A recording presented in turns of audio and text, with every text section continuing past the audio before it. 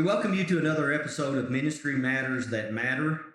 This particular episode is coming from Breckenridge, Colorado. Every year we have a retreat where 10 of our alumni go to Breckenridge and we just spend time together. There are 13 of us that are here for this 3-day period.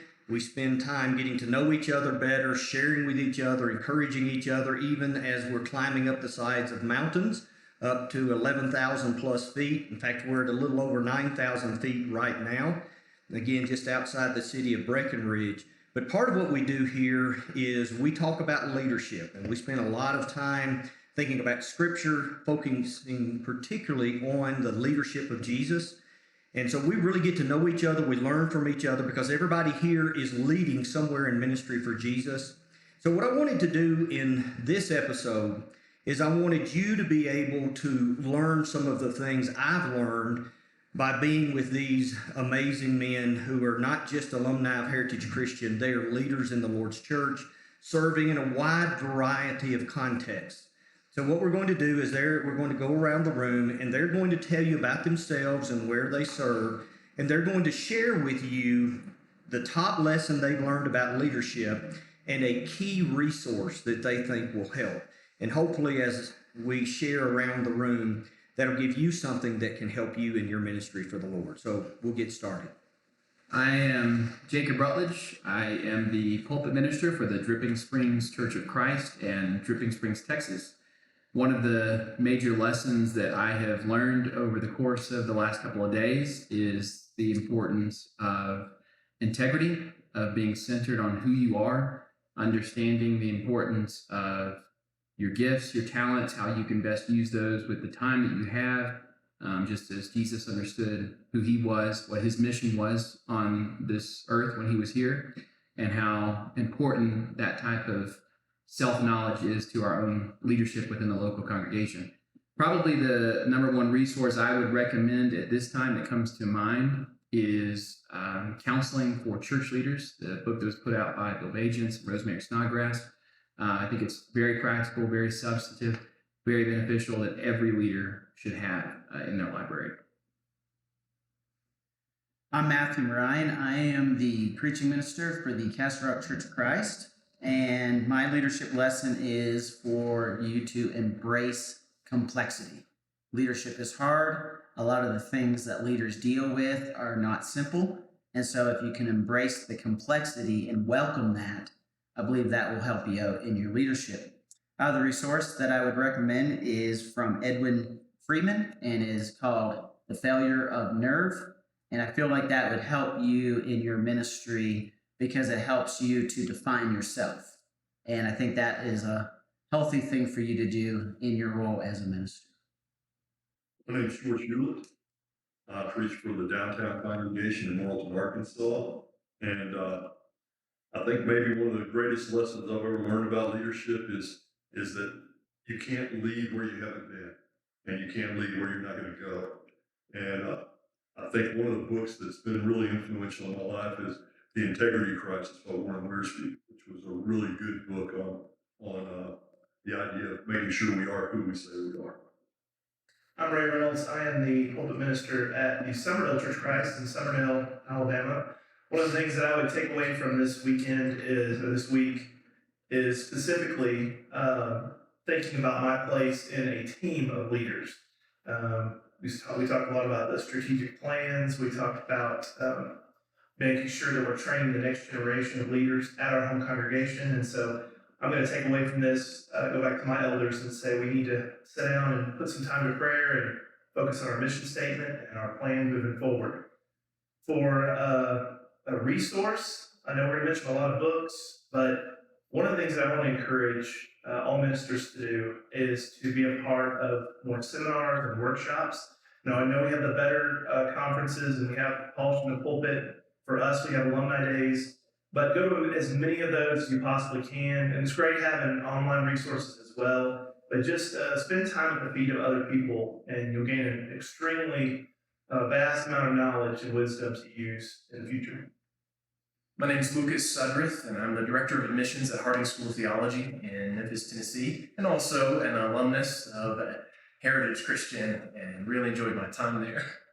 I learned a lot this week. It's been a great week, and one particular thing is just always be prepared. Be prepared, because in ministry, people are going to look to you as a leader, and as leaders, we need to be prepared for what we might face and the challenges that are before us. That always helps. And going along with that, I think a great resource to help us be prepared is our fellow ministers in the area, ministers at Heritage Christian, and the professors and the faculty, staff there. Because they can really help when you get into a tough spot. You give them a call and they can give you some really great help, advice, spiritual advice.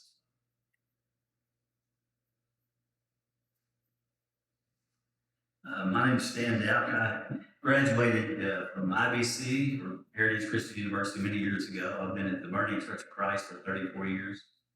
And I really enjoyed this time together. It's been a renewal, a refreshing and encouragement, especially the time of reminding us of what our mission is and the focus on our mission and our purpose, and not lose sight of that, because in ministry you can get so distracted and pulled in so many different ways that sometimes it gets us off our main mission.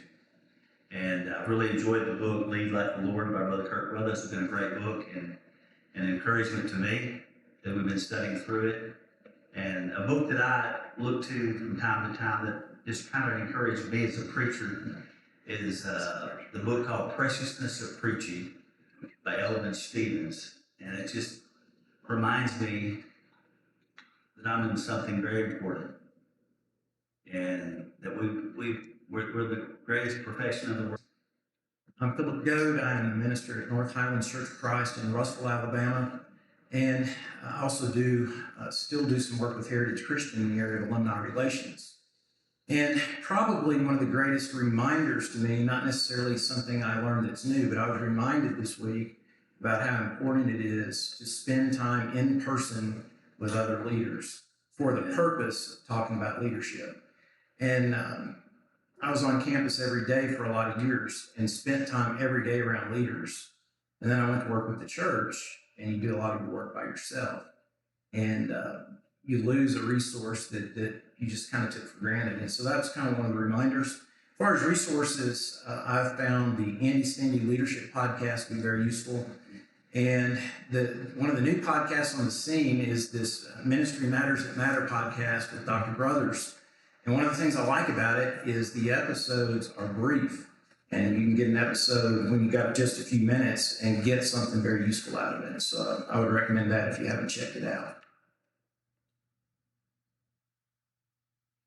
I am William Sharp, and I am the campus minister with Tie for Christ in Tuscaloosa, working with students at the University of Alabama. I'm also a chaplain with the Alabama Army National Guard. And one of the things that I learned from our time together was just being knowledgeable in your field. Competence is what we talked about, and just the importance of knowing who you're talking to and being able to really just comprehend what you're studying and putting that into words and discussing that with other people. One resource for me is Peter Nordhaus's book, Leadership, Theory and Practice. It's very thorough in leadership studies, and it really just gives you a bigger understanding of all different styles of leadership. And as ministers and spiritual leaders, we can definitely learn more about leadership as a whole, different styles of leadership that best suits you as you. My name is Corey Waddell. I am one of the ministers for the Bear Valley Church of Christ in Denver, Colorado. As far as my lesson learned, I appreciated the reminder that defining determines the doing. We spent a lot of time trying to define things such as what is spiritual leadership? How would we actually name it, articulate it? Also talked about the practices of defining a vision, defining a mission statement, or whether that be personal or whether it be for the congregation or the ministries that we work with. You can't get somewhere if you haven't defined what it is you're aiming for. We talk about leadership being influence. What are you influencing people to? And so defining determines our doing. Has been a great lesson. As far as a resource, I keep coming back to the actual class that I took at Heritage with Dr. Brothers over biblical and church leadership. So I know that's available if you get into a program at Heritage, or even if you were to just audit the class. But it gives a way to be able to get a very broad picture of leadership principles and other leadership resources. But also we were challenged in that to do a lot of defining spiritual leadership in our philosophy of ministry, or philosophy of leadership rather. So that's a great resource if you can put the time toward the weeks that would go into something like that. We hope you've been blessed by our time together today. I've been blessed by being with these men, and I wanted you to have a little bit of a glimpse of that blessing. And I hope you heard an echo around the room of the treasure we have in each other. I don't know what's going on in your ministry right now, but whatever you're dealing with, if you're struggling and you're at the end of your rope, tie a knot and reach out to a brother and sister in Christ.